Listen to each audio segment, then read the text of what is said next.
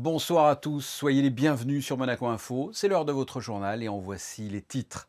La 8e édition du Monaco Energy Boat Challenge se déroule en ce moment et ce jusqu'à samedi. Cet événement a pour but de promouvoir toutes sortes de propulsions nautiques à énergie propre. Nous vous présenterons une première mondiale pour un bateau de plaisance qui navigue grâce à une propulsion électro-hydrogène. La 11e réunion annuelle de la commission d'insertion des diplômés a eu lieu en début de semaine. À cette occasion, Muriel Bubio vous dressera le bilan de l'année écoulée. Son visage vous dit peut-être quelque chose. Alex Jaffré est le monsieur musique de Télématin sur France 2 depuis maintenant 20 ans. Il était à Monaco pour présenter son spectacle Le Son d'Alex, mardi soir au Fort Antoine. Alex Jaffré sera notre invité. Ils sont sur l'esplanade des pêcheurs avec leurs bombes de graffeurs à la main. Une douzaine de street artistes se sont réunis pour la 5e édition de l'UPAO. Cette manifestation artistique poursuit un objectif environnemental puisque le but est de soutenir un projet de la Fondation Prince Albert II. J-2 avant le meeting Hercules qui se déroulera ce vendredi. Eh bien, nous irons au stade Charles Hermann où la championne du monde du lancer de javelot s'est entraînée avec de jeunes athlètes en vue de ce grand rendez-vous sportif au stade Louis II. Et enfin, nous vous ferons découvrir une centaine de casques automoto qui seront en vente aux enchères mi-juillet à la collection de voitures du Prince de Monaco. Ce sont des casques décorés par des artistes de renom au profit de l'association Monaco Liver Disorder. Voilà pour les titres. C'est une première mondiale pour un bateau de plaisance. L'Innova 40 est le premier Thunder Yacht qui navigue grâce à une propulsion électro-hydrogène, un modèle au cœur d'une transition énergétique destinée à être produit en série. De Marseille à Monaco, sa fondatrice voulait sensibiliser l'opinion publique à ce système de déplacement. Charlotte Moreno et Orazio Gaggino sont montés à bord ce matin. Zéro bruit, zéro odeur et zéro rejet polluant. Ce bateau prend la mer en douceur, le rêve devenu réalité de Chloé Zayed, capitaine de navire dans le parc des Calanques de Marseille. Et pour moi, c'était vraiment un désir profond de pouvoir créer un bateau qui soit le moins impactant possible pour cet environnement. C'est comme ça que Innova est né. Ce yacht carbure grâce à une propulsion électro-hydrogène. L'hydrogène stocké dans le bateau passe dans une pile à combustible qui le transforme en électricité et celle-ci vient alimenter les moteurs électriques. L'idée, c'était de pouvoir avoir un bateau qui soit vraiment zéro émission, parce que ce bateau-là, même en termes de pollution sonore, vous voyez, on est en train d'avancer sur le bateau et il ne se passe absolument rien. On n'a pas les odeurs non plus. Et le bateau ne rejette que de l'eau. C'est le propre de l'hydrogène, c'est qu'en fait, à bord du bateau, on recrée la molécule d'eau qu'on rejette. C'est donc le premier bateau homologué pour la plaisance à fonctionner ainsi. Il peut accueillir 12 passagers, dispose d'une autonomie de 8 heures et se recharge en 20 minutes. Chloé Zayed a amarré son bateau dans 8 ports pour sensibiliser à ce vecteur d'énergie. Maintenant, les autorités, l'administration, les politiques, à vous de transformer l'essai, quoi. Parce que moi, toute seule, maintenant, j'ai fait le bateau, mais si on n'a pas les infrastructures pour faire le plein, malheureusement, ok, on aura montré que c'était possible, mais il ne se passera rien. Pour clôturer son sea show, le bateau participera à la course Monaco Energy Boat Challenge, un projet qui s'incarne parfaitement dans la manifestation. L'Innova 40 sera en compétition en compagnie d'une trentaine de concurrents pour cette course du Monaco Energy Boat Challenge. Passons au point sur l'information avec vous, Christine Datomel, bonsoir. Il était attendu et le pass sanitaire, je vous le rappelle, est disponible depuis le 2 juillet. Oui, disponible et actif immédiatement pour toutes les personnes rétablies qui présentent un test positif de plus de 15 jours et de moins de 6 mois. Le pass sanitaire sera également actif pour les personnes qui se feront tester, mais pour 48 heures seulement. En revanche, pour les personnes vaccinées, vous recevrez votre QR code après votre injection, mais il ne sera actif que 14 jours plus tard. Par exemple, si vous avez reçu votre deuxième dose le 2 juillet, votre QR code sera actif et votre pass sera valable le 15. Pour rappel, vous pouvez choisir entre le Monaco Safe Pass valable à Monaco et en France ou le pass sanitaire européen valable à Monaco dans tous les États membres de l'UE, en Islande, au Liechtenstein, en Norvège ou encore en Suisse, ainsi que dans les États qui concluront des accords de reconnaissance avec l'Union européenne. Le prince Albert II a visité le chantier de l'Académie Régnier III. Et oui, le souverain s'est rendu hier après-midi sur le site de l'Académie de musique pour constater l'avancée des travaux en cours. Pour rappel, l'Académie Régnier 3 avait été contrainte de fermer ses portes en septembre dernier suite à des problèmes d'infiltration qui avaient causé de gros dommages, obligeant ainsi à délocaliser l'enseignement musical sur divers sites de la Principauté. Le bâtiment entièrement réhabilité ouvrira ses portes pour la rentrée, soit en septembre prochain, afin d'accueillir les quelques 900 élèves qui suivent une formation musicale. Hier, nous vous annoncions l'arrivée de Jeri Boutsielé à la Roca Team. Et bien aujourd'hui, nous vous dévoilons la signature pour la saison à venir de l'arrière international serbe Danilo Andjusic.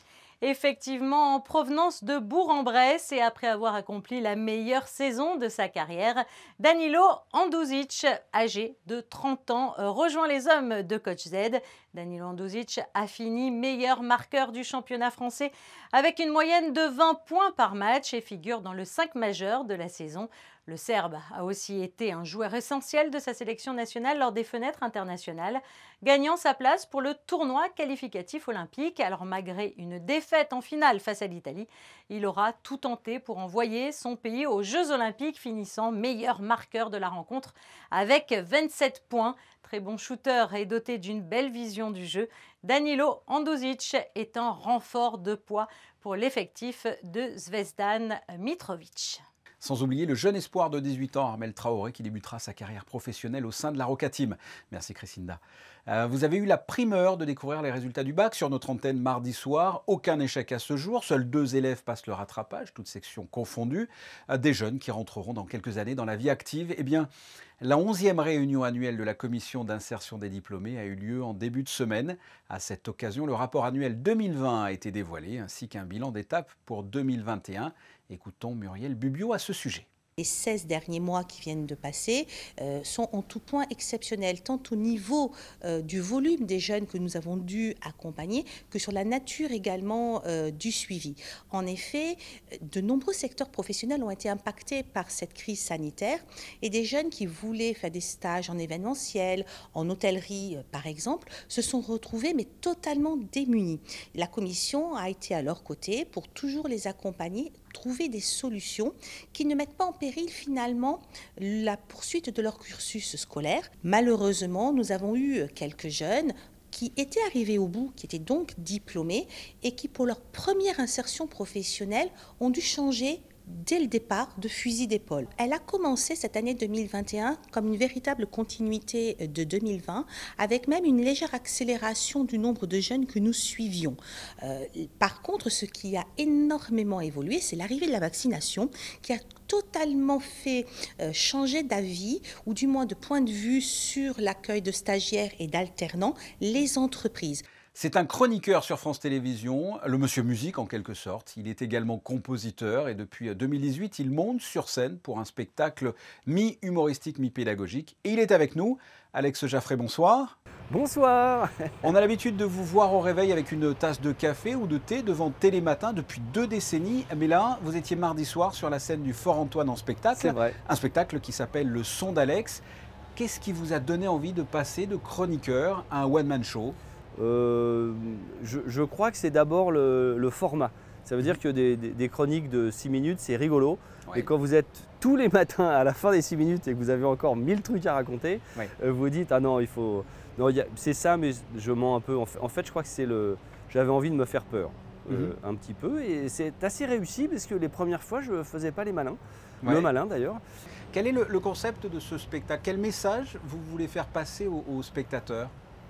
Ah, c'est ce que je dis au tout début du spectacle, c'est pendant une heure et demie, on va écouter tous les morceaux que vous connaissez par cœur, avec un petit pas de côté, et on va les écouter différemment. C'est-à-dire que normalement, 1 heure et demie après, tous ces morceaux et ces chansons emblématiques sur lesquelles vous avez ri, dansé, galoché parfois même, et bien avec un petit pas de côté, vous les entendez différemment. Quelques exemples, sans tout dévoiler bien sûr, mais quelques exemples de ce que vous proposez, quelques anecdotes que vous racontez dans le spectacle. Quelques anecdotes, je raconte plein de trucs, je raconte un tout petit peu ma vie aussi, mais par exemple, vous connaissez la mélodie de l'été indien? Oui. Je vous la chante mal parce que j'ai pas de piano, mais ça fait... Tu ressemblais à une aquarelle de Marie Laurencin. Voilà, vous prenez cette mélodie de l'été indien. Ouais. Vous prenez les mêmes notes, vous les tournez, vous les jouez dans l'autre sens. Et ça fait quoi? Oui, ça fait Destinée. destinée voilà, du Père Noël est une ordure et des sous-doués. Voilà, ce genre de petites plaisanteries. Donc après, je raconte plein de choses, beaucoup de blagues. Je dis un peu du mal de Booba, je prends des risques inconsidérés, vu mon corps de lâche. Hein, si Booba joue un jour le spectacle, ben, on ne me reverra plus. Voilà, je parle des Daft Punk, de Jean Seb Bach, qui est pour moi le patron absolu et mon héros. Je parle d'Ennio Morricone aussi, ma rencontre, mes multiples rencontres avec Morricone. Plein de choses. Et ce qui est bien, c'est que la musique, c'est un puissant fond pour des histoires à raconter sur scène. Vous êtes d'accord avec ça? Non mais c'est vrai, c'est vrai. Le nombre de gens en sortant de scène qui me disent alors la suite ce sera quoi? Parce que ça c'était génial mais on n'en veut plus et tout. Donc je leur dis à chaque fois je vais peut-être essayer d'user un tout petit peu ce spectacle avant d'en écrire un deuxième. Mais c'est vrai, peut-être que le deuxième sera différent, peut-être que ce ne sera pas une autre leçon d'Alex, mais peut-être autre chose. Je vais peut-être me mettre à la peinture. Je n'y crois pas un seul instant mais bon. Vous êtes, ou vous étiez, hein, parce que je ne sais pas où ça en est, aussi dans le groupe du chef Philippe Etchebest. Je vous y ai vu. Le chef, le patron. J'ai plein de patrons. Ah oui, alors pas plus tard que samedi prochain, je vais répéter à Bordeaux. Ouais. Et on a une date le 25. Puis après, on joue à Blois. Et puis après, je vous l'annonce, personne ne le sait encore. On va jouer au Hellfest. Vous voyez, ce festival de malades. On va jouer au Hellfest avec le groupe, voilà, Chef and the Gang, le groupe de Philippe Etchebest avec Nicolas, le chanteur de Dacha Mandala, Rodi Belmont, des musiciens de malades. C'est un vrai plaisir. C'est vrai, une vraie petite famille de musique qu'on a reformée. Je suis tellement content. Et c'est quasiment une consécration de jouer au Hellfest, non? Ah ouais, c'est incroyable. Surtout pour moi qui ai grandi en écoutant du jazz et de la musique de film, aller jouer au Hellfest. Pour vous dire, le premier truc quand j'ai dit ça, ma fille m'a dit papa, faut que tu t'achètes un t-shirt parce que tu peux pas aller jouer au Hellfest en chemise. Parce que je suis le seul du groupe qui a une chemise. Et donc, la feriez arracher. Voilà, exactement.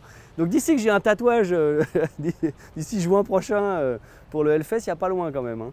Vous n'allez pas me reconnaître. Voilà, pour les Monégasques qui ne connaissent pas, le Hellfest, c'est un festival de heavy metal. Oui, c'est velu.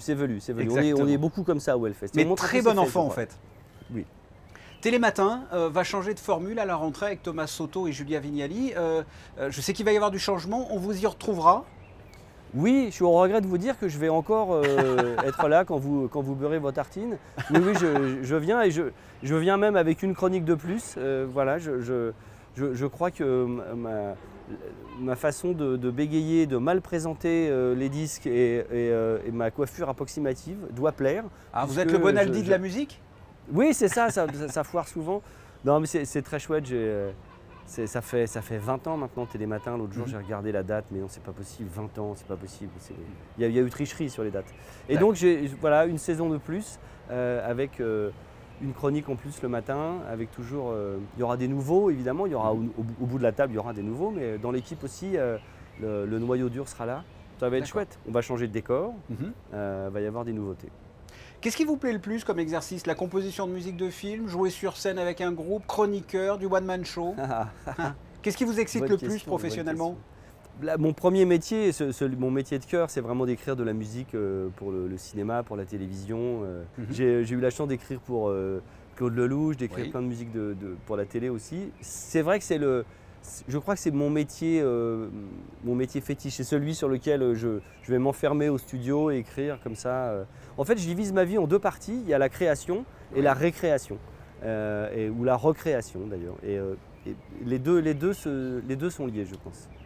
Alex Jaffray, merci d'avoir répondu à mes questions. Merci beaucoup. Il y avait plein de questions super malines. Je crois que je vous aime, c'est gentil. en secret. C'est gentil.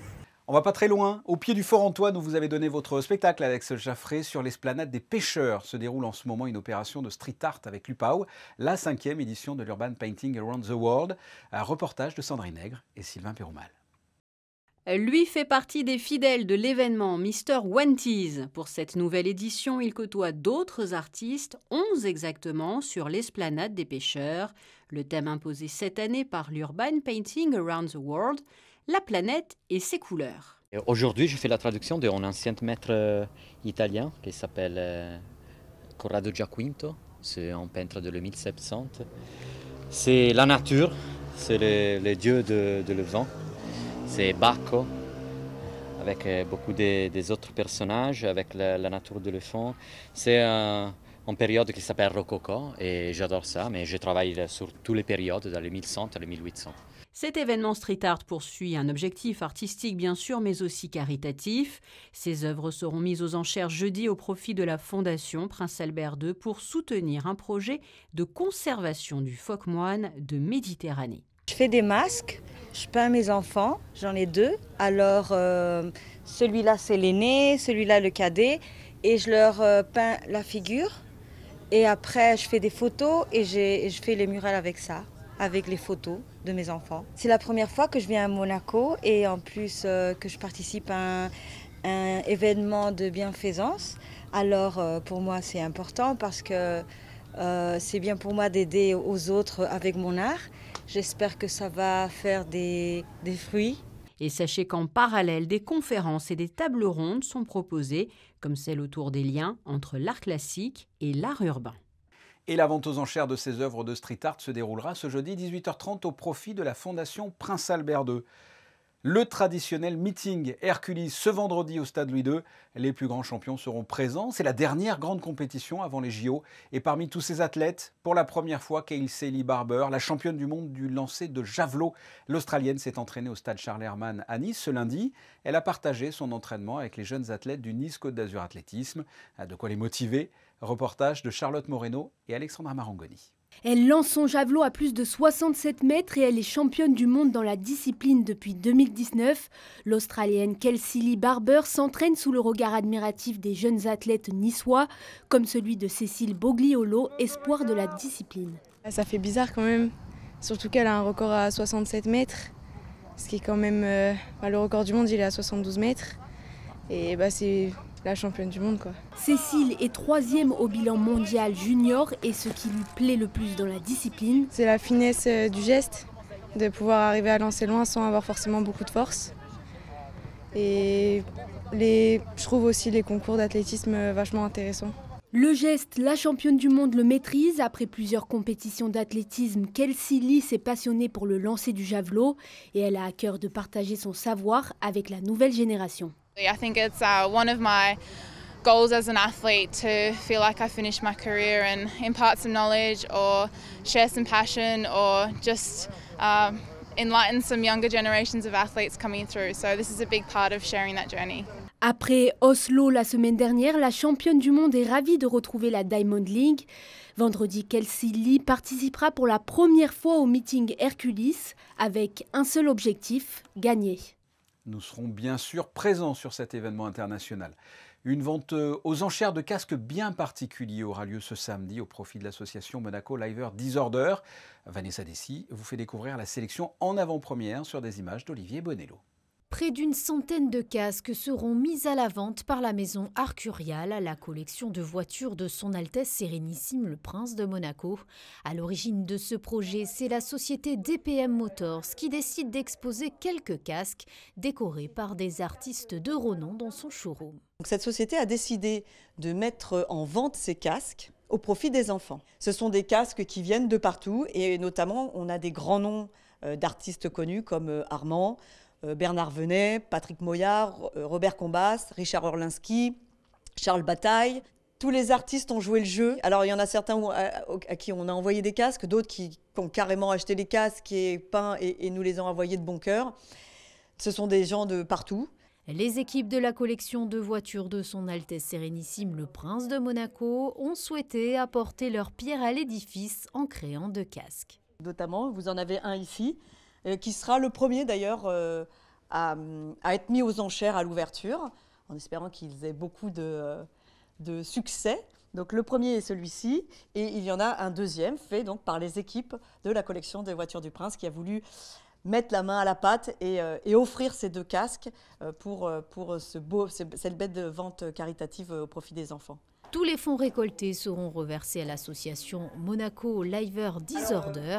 C'est la seule association monégasque qui représente toutes les maladies rares du foie de l'enfant. Cette vente aux enchères, c'est pour la rénovation des 3 services pédiatriques qu'on est actuellement. On est déjà engagé depuis 2019. Après, il y a eu le Covid, ça s'est arrêté. On a repris les travaux. Notre association, elle ne finance pas financièrement. On fait tout. Les 3 services, c'est néonat, cancérologie pédiatrique et maladies rares et réanimation pédiatrique.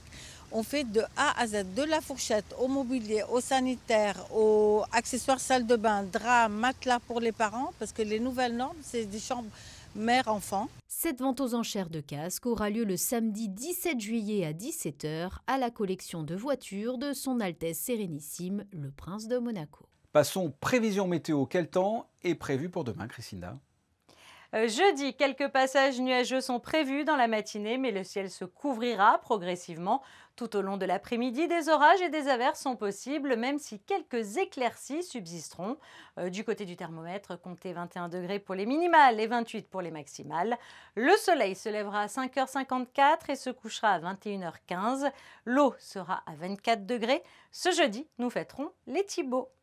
Merci, ce journal est terminé. Avant de se quitter, nous avons une pensée pour le sapeur de première classe, David Eyerman, qui nous a quittés vendredi dernier des suites d'une grave maladie à l'âge de 40 ans. Les sapeurs-pompiers de Monaco ont perdu un ami, un homme loyal avec le sens des valeurs. Pour l'avoir connu, il avait un excellent état d'esprit. David Eyerman travaillait au centre de secours de Fontvieille. Il laisse derrière lui une épouse et 2 enfants de 8 et 12 ans. Il a effectué ce matin son dernier voyage. Toutes nos pensées vont à sa famille et ses amis. On passe à quelque chose de plus gai. Les photos du jour prises par Manuel Vitali est consacrées aux nouvelles plages du Larvoto. À la présentation demain 19 h, Patricia Navarro. Quant à nous, nous nous retrouverons dès lundi 19 h. À très bientôt. Au revoir.